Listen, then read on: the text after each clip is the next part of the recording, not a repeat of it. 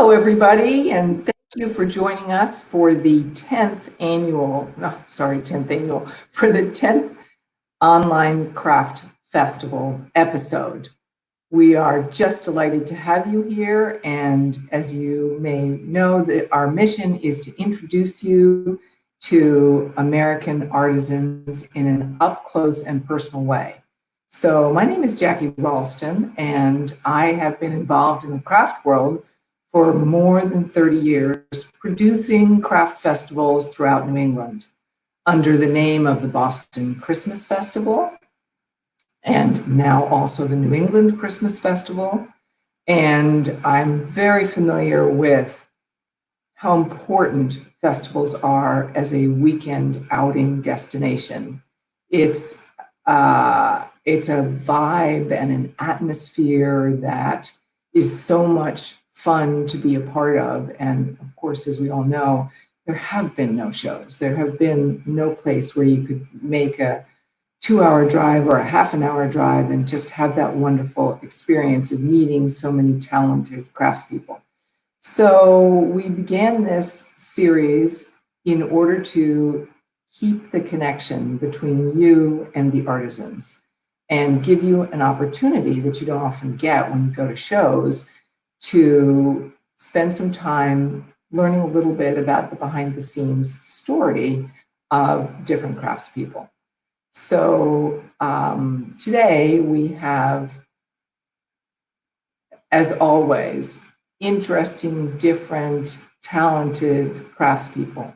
And you are going to meet Mia Waisman, who produces the cutest little needle felted products.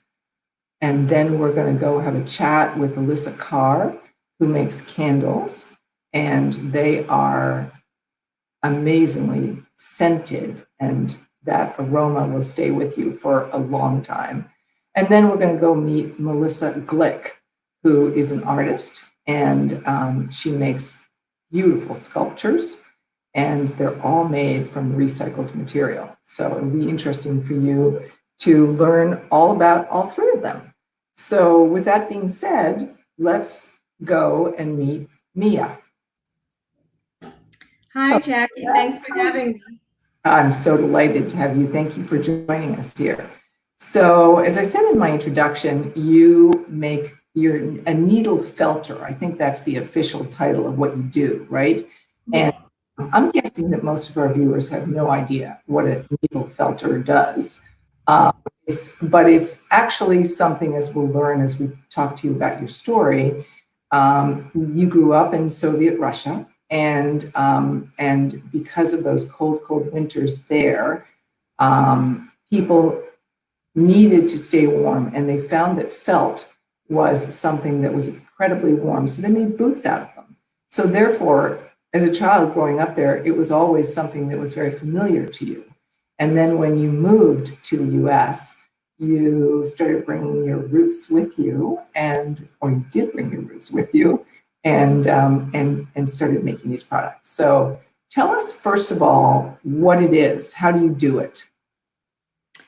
Well, I don't have the tools to demonstrate, but the essential simple process, you would take that sheep hair, that it's all cleaned, air dried, and ready to go. And this fluff gets condensed with different textured needles. There are specific barbed needles for needle felting. And those needles just get stabbed at this wool, at this fluff, for a very long time. For me to finish. Any chance you have a needle there? Sorry, any chance you have a needle there so we can see what you mean by a barbed needle? No, that's unfortunately, no, I didn't really bring it with me today. But I'm imagining it's sort of like a fish hook. So you're going in and out, and you're Yep, up and down, around. And this piece of fiber would get condensed. All the fibers would stick together, making eventually a shape. And it could take anywhere from just a few thousand stabs to could be even 100,000 for one of the pieces. I will show it to you a little bit later. And that's really a manual work. Also, it comes with a pad, felting pad to absorb the shock of the needle, as well as just protect the surface and so that the needle doesn't break on the hard surface. And you work with, I think you said 100 different colors? Over 100 different colors and blends. So then you would take the wool, different colors, and you would make sort of a big ball and then start working it like that? Well, I will start first with white wool. It is called core wool, and I would build a structure for whatever object I make. I actually get my fleece right at a local organic farm here in Maine, and I process it myself. The process takes 8 to 10 weeks. And in fact, I'm just making my several pounds, probably about 25 pounds of wool it's actually getting dried in my backyard, air dried. It's been already all cleaned, and it will be ready probably in about 3 weeks. So I would make from that white wool, I would make shape an object. And I actually do have an unfinished chickadee with me. And you shared with me that you specifically chose the chickadee because it's the Maine state bird, and that's right. So that's wonderful. So, and then all of these colorful other pieces of wool will get detailed, and I have close to a dozen different needles that have different texture, and they serve a different purpose. Some of them are for detailing, some of them are for larger objects. And at the end, look at your website a little bit more closely. Oh, look, they're finished. So cute. So cute.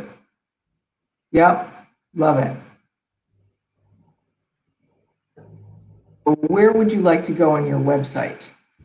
These pictures are wonderful. We don't actually have to go anywhere because they're so beautiful and clear, and you have a selection of fruits and vegetables, and tell our viewers why you what your background interest is in that. I'm sorry, I'm sort of throwing a question at you, and I'm looking for an answer, but I thought it was so interesting when we were chatting that you were talking about helping your grandparents on their farm in the Soviet Union, and that so you have this like childhood love of fruits and vegetables. Yes, and that really does come back to my upbringing and growing up, spending my summers on my grandparents' farm. By default, it was organic. And with some land that we grew vegetables, there was an orchard with fruit, and there were animals too. And certainly that all just gets interconnected between sheep and wool, as well as also making fruit and vegetables. For me, it's just simply, I know where the food comes from. I used to grow it.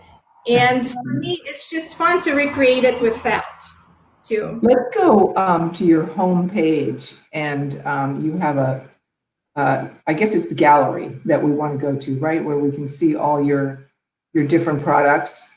We can go to the gallery, right? It would give a glimpse of my work for the last couple of years. Whimsical animals. And these are size-wise. What sort of size are they? They're all different sizes. There is a tiny bird in the nest. I do have a sample of that with me. Just trying to position it that you could see. Yeah. It's really tiny, about an inch high. And the chickadee is a real size. Oh, real size of the bird. Yes, real size of a bird. Yeah. Do you by any chance have on your muscle earrings? Yes, I do. Yeah. You had mentioned to me that those are felt, and so is your necklace, right? That those are That's are correct. Yeah, popular products. I do have the necklace with me. Look at how pretty that is. Interesting. And Boy. that's also the size of a real shell. Uh-huh. More on a bigger side, And like your living in Maine, that's everybody loves that. And you do custom work as well, right? Yes, I do. And sometimes, Let's and I think this is how it really started for me. At the time I learned about felting, I started out with children's stories and educational activities. I used to own a children's indoor playground for young children. It's the model of a children's museum, but it was a small business. And the focus was on natural materials for toys. But then customers would ask me for different custom pieces that they wanted for, say, decorations. For example, like these pumpkins. I'm trying yeah. to. Yeah, no, we can see them perfectly well. A blue one and a white one. Really, really nice. Yep.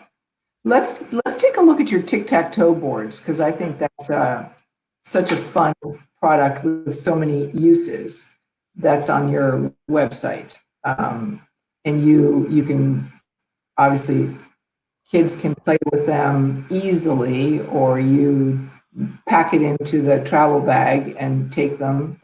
And you had said kids can also learn to count with them. There, let's see that. Yeah, the tic-tac. There we are. We have a couple of those. Those are so cute. And Yeah. as all of my items, even for decorations, they're really, as they call them, open-ended items because they have multi-purpose. And even if someone doesn't play a tic-tac-toe game, they can certainly use the elements as decorations or ornaments, just string them, elements for a wreath. Mhm.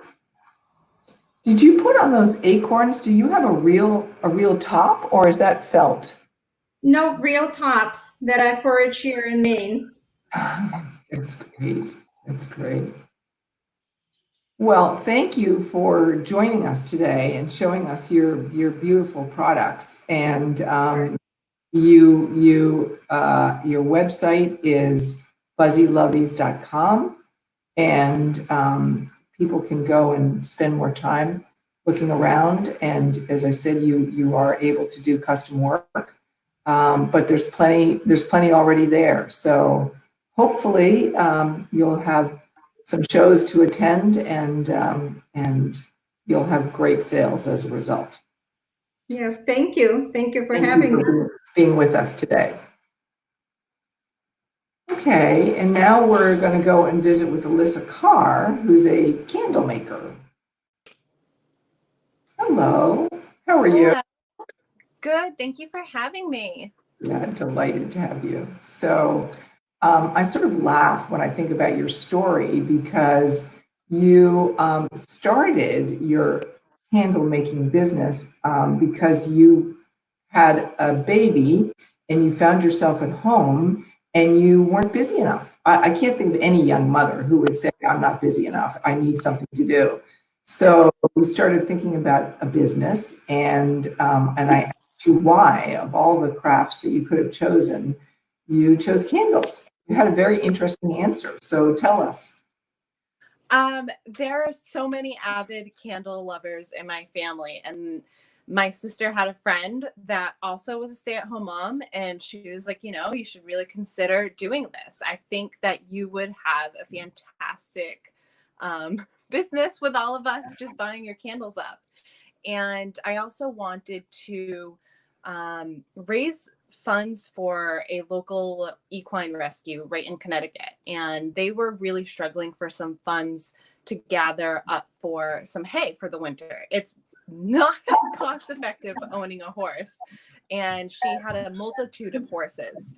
And I was actually able to fundraise about $500 for the cost of hay, which doesn't go a long way when you have a lot of horses, but it definitely helped. It was something that she didn't have to fork out money for.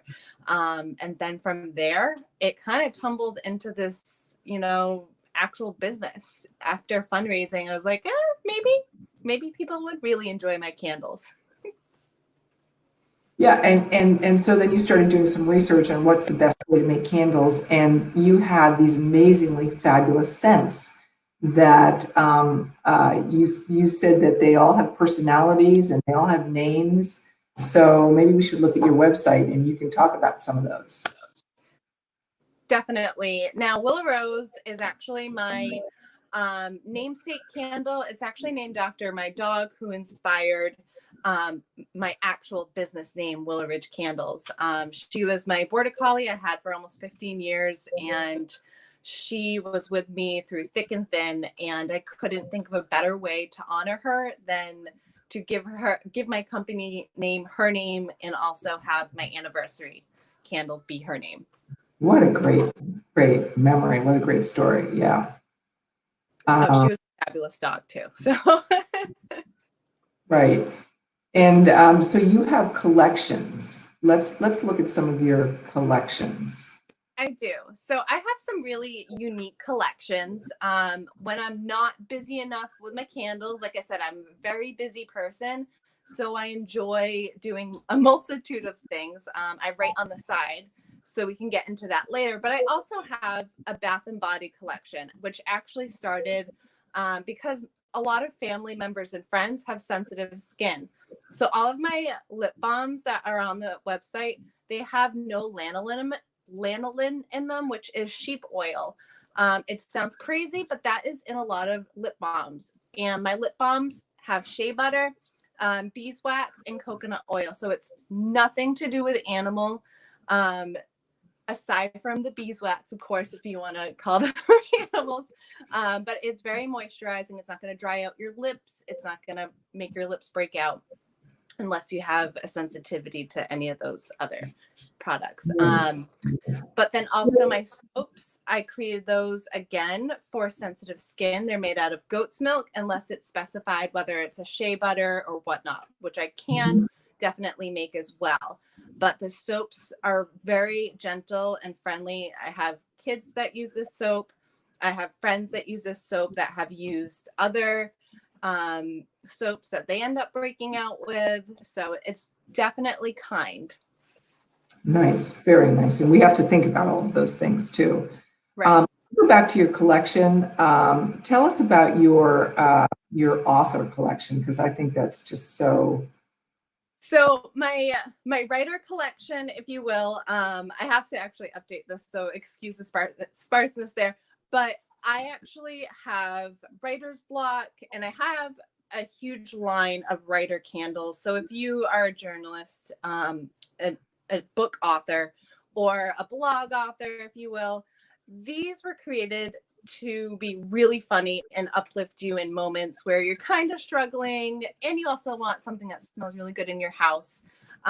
So writer's block is supposed to ward off writer's block, and it has hilarious notes in it. Tears of readers. Every author loves to know that they upset their readers, and they get so involved in the story that there's despair in this candle, there's tears, there's anguish, along with other notes. It's just meant to be kind of funny and uplifting and an experience all on its own. Boy, I think that's amazing. So I happen to know a writer who's got to learn about these candles, because writer's block is a real thing. And if you've you got this candle here that suddenly takes it away, love that idea. And it definitely, it flies off the shelf. Authors love that one because no author wants to be plagued with writer's block ever. Right. So let's look at the Bookish. Is that where you have a line there that goes that authors have asked you to create a candle for reading their book? Right. So the one that we're looking at right now on the screen, that is my Bookish collection, which is going to be inspired by Jane Austen It's going to be inspired by the genre, which is, you know, Pride and Prejudice. Then you have dystopian or romance. It'll be related to a book there, or it'll be like spring TBR, which is a TBR for those who don't read a lot like I do. If you can't tell in the background, it means to be read. So you have very fun notes there too, like dusty shelves and I just can't imagine how many people would actually stop and think about, I should light a candle while I sit down and read this book. You know, it's such a great idea. They go together so nicely, and yet, I don't know, we're always sort of in a rush, and you just don't think about those things. But right. And I think, yeah, I definitely think it's a generational thing too. Not that candles aren't. Candles will forever be around, but more of like the experience. Like you had mentioned before, if you go to the collections, you can also go to the author collection up there. yeah, And when you go off to the side, it has the list of authors. And these are actually authors that have contacted me because I do custom creations for anybody, whether it's wedding, birthday party, anniversary, all that kind of stuff. But these authors wanted me to make bookish collections for them in regard to their books. And it's kind of like a rite of passage, you know, like authors love to see parts of their books brought to life. And nobody really thinks that, you know, a candle can transport you somewhere, but it really can. It's like a fragrance is tied to a memory. So when you smell it, you think of the book, and it kind of just, you know, it helps teleport you into their world. Wow. And then you have some fun ones, like I like your grill father. Yes. So I love to have kind of fun themed ones. I usually have it by month. Alyssa, where can we find grill father? That would be under the home collection. So that was part of my Father's Day candles that I did. I do also have my Mother's Day ones up there, but the Grill Father is kind of like my mandel line, if you will, which is the men's candle. So can we go down and see what are the scents that you've got in there? If you click on Grill Father and then go down, will we see the scents? Yeah, right there. Yep. Awesome, basil and wood. Yep. So definitely, if you like the masculine scents, you'll like those. I try to have everything like mapped out clearly on there, so you know what kind of scents you like. It's going to be up there. Right. Wow, that's congratulations. You've got a great business there. You have interesting approach to candles, and you mentioned to me that using the soy, they burn really a long time, like 40 to 50 hours. Oh, and the 8-ounce lasts for about 50 to 60 hours, depending on your draft conditions. Obviously, if you have it in the way of wind or draft or anything, it's going to reduce that burn time, but they last forever. and they hold the scent. Oh yes, down to the last drop. That's why everybody keeps coming back. So. Oh, great. Well, and you'll ship anywhere, right? I ship worldwide. Perfect. Great. Well, thank you for spending time with us. That was very interesting and great, and we wish you all the best. Thank you so much for having me. Okay. Bye-bye. And now we're going to meet Melissa Glick, who's a sculptress and an artist, and uses old computers to inspire her. So that's a recycling direction that we haven't run across anybody else who uses them. So what we see here are the sculptures, and they're all made from computer parts. So Melissa's looking for texture and shape and color, and you can see that she's achieved that there. Her father was involved in the computer world at the very, very beginning in the 1960s. And she really paid little attention to computers, but was influenced by Dad at Raytheon, working for his entire business career around computers. And now she's got a studio in Cambridge at the Artisans Asylum. And she told me that it's an incredibly creative place to be working because you're surrounded by all kinds of people from MIT and Harvard, and they're involved in different disciplines. So there's, within the Artist Asylum, I think there's about 140 different members, or maybe there's more, but there's a lot. And they all interact with each other. So they inspire each other with their discussion. So she does these sculptures. She's influenced by a lot of the well-known artists who focus on linear and geometric forms and how you put that together. You can see she's got some diagrams as well. So that is pretty unusual to take apart the computers and reuse the pieces like this. We also had a bit of a discussion about the fact that getting rid of old computers is difficult, that you really need to be careful and take them to a place where they dispose of them properly, because there are a number of elements inside computers that are can be toxic. So you have to be careful about what you're doing, and she most definitely is. So she's got Hacker Creations, which is where her sculptures are. And then she also has an Etsy page and uses some of the elements from the computers for jewelry, and makes earrings that are really fun. Maybe we can get to the Etsy page. There we go. Yeah, see, earrings and pendants, and they're all reasonably priced, but they're very different. You're definitely not going to find anybody else wearing those earrings. They're a one of a kind.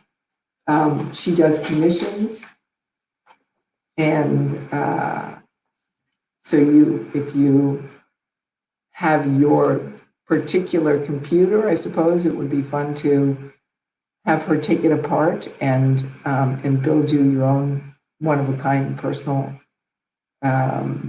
sculpture.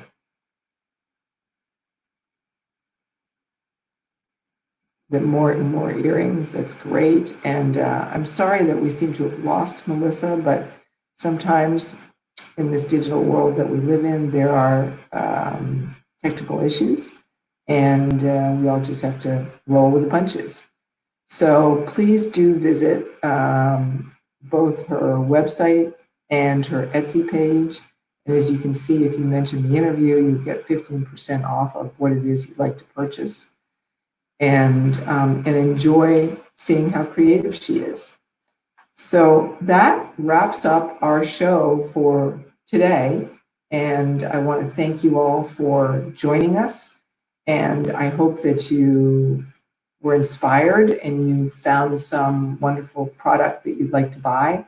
And if you want to go back and look at any of the websites of our artisans from today, you can find it on YouTube, or you can see it on our website at newenglandchristmasfestival.com. And this episode will be up within 24 hours. But the previous 9 episodes are all there, and you can check in on any of those amazing artisans. And please help us to build this audience. Please subscribe to YouTube. If you're watching on YouTube, if you're watching on social media, please like us on social media. The goal here is to build a big community so that when shows do come back and we can all enjoy going out into the world and interacting with artisans, that they're there for us to see and interact with. So we invite you to join us again in 2 weeks. And until then, please stay positive. Thank you so much.